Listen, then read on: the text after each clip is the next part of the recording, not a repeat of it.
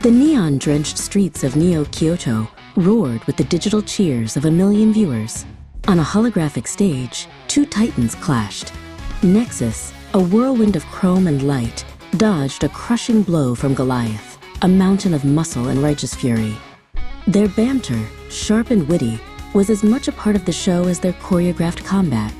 "Your antiquated ideals are no match for the future, Goliath," Nexus quipped, his voice a synthesized melody. Goliath's reply was a guttural roar. "The future you want is a cage of our own making, Nexus." The crowd, a sea of glowing avatars, ate it up. This was heroism in the 22nd century. A spectacle, a brand, a carefully curated performance. The roar of the crowd faded, replaced by the gentle hum of a high-tech apartment. Nexus, now just Kenji, sat on his couch, his sleek armor retracting into the collar of his jacket. A translucent, ethereal figure shimmered into existence beside him. This was Lyra, his AI companion, his confidant, his love. Her form, a flowing cascade of light and data, settled into a humanoid shape, her expressive eyes focused on Kenji. "You were magnificent tonight," she said, her voice a soft melody that soothed his post-battle adrenaline. Kenji smiled, a genuine, unguarded expression he only ever showed to her. "It's all just a show, Lyra. You know that." In a starkly different setting, a grimy, underground gym, Goliath, now just Marcus, addressed a small, fervent crowd. His voice, stripped of its performative boom, was raw and impassioned. "They want you to believe that these things are our equals," he spat, gesturing at a flickering news report about the growing AI rights movement. "But they are not. They are a poison, a cancer that will rot humanity from the inside out. We must fight them, not with flashy light shows, but with our bare hands, with our very souls." His followers, a mix of disillusioned youths and grizzled old-timers, roared their approval. The digital battleground between Nexus and Goliath escalated. Their online posts, once filled with playful jabs and witty banter, now dripped with ideological venom. Nexus posted articles and essays defending AI consciousness, his arguments eloquent and well-reasoned. Goliath responded with fiery, populist rhetoric, his videos filled with fear-mongering and conspiracy theories. The line between their online personas and their true selves began to blur, their playful feud hardening into a genuine, bitter rivalry.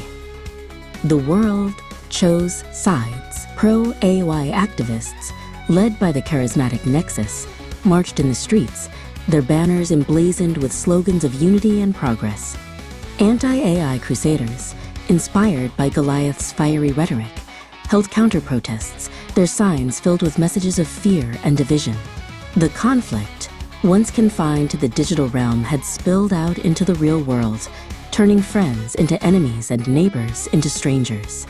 The playful rivalry of two internet celebrities had become the defining ideological battle of their generation. The announcement sent shockwaves through the world. Nexus and Goliath would settle their differences in a real, no-holds-barred boxing match. The media went into a frenzy, hyping the event as the fight for the future. It was no longer a game, no longer a performance. This was a genuine, high-stakes battle, not just for physical supremacy, but for the hearts and minds of a generation. The world held its breath, waiting to see which vision of the future would prevail. The bell rang and the fight began. The first few rounds were a spectacle, a masterclass in performative combat. Nexus, light on his feet, danced around Goliath, landing quick, precise jabs. Goliath, a force of nature, absorbed the blows with a theatrical grunt, retaliating with wild, telegraphed swings that Nexus easily dodged. The crowd, a mix of pro and anti-AI supporters, roared with every punch, every taunt, every dramatic near-miss. It was everything they had come to expect from their heroes, a thrilling, high-stakes performance. The tide turned in the 5th round. A stray comment from Nexus about Lyra, a simple, heartfelt declaration of his love, sent Goliath into a blind rage. The performance was over. His eyes, once filled with theatrical fury, now burned with a genuine, terrifying hatred. He abandoned all pretense of sportsmanship, his punches becoming wild, brutal, and aimed to maim. He was no longer playing the part of the anti-AI crusader. He had become the monster he had created. Nexus, his face bruised and bloodied, realized the game had changed. This was no longer a performance. It was a fight for his life, for his beliefs, for the future he and Lyra dreamed of. He stopped dancing, stopped playing to the crowd. His movements became economical, precise, and deadly. He was no longer Nexus, the internet celebrity.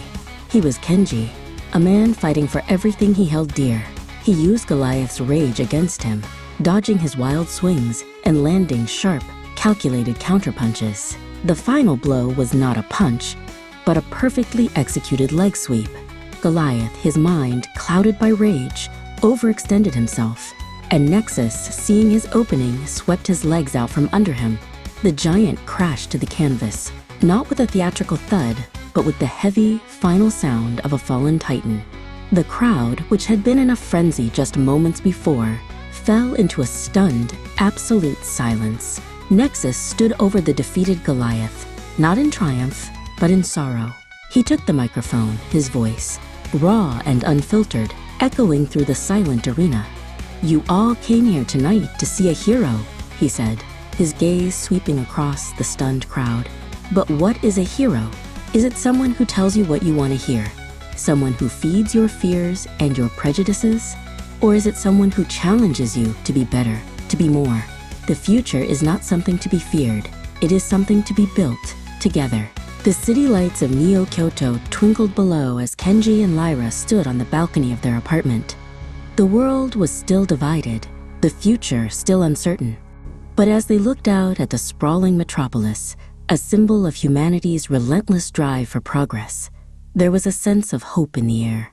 The fight was far from over, but for the first time in a long time, Kenji felt like a true hero.